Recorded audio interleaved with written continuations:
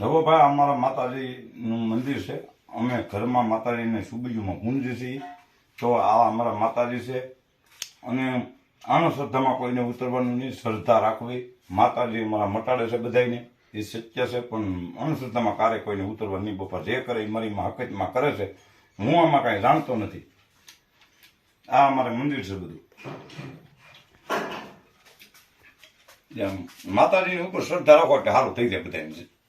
જે કરે છે માતાજી કરે છે. મારી કોઈ સત્તા નથી બાપા. હું તો સુબીમાં પૂંજું છું, શ્રદ્ધાથી પૂંજું.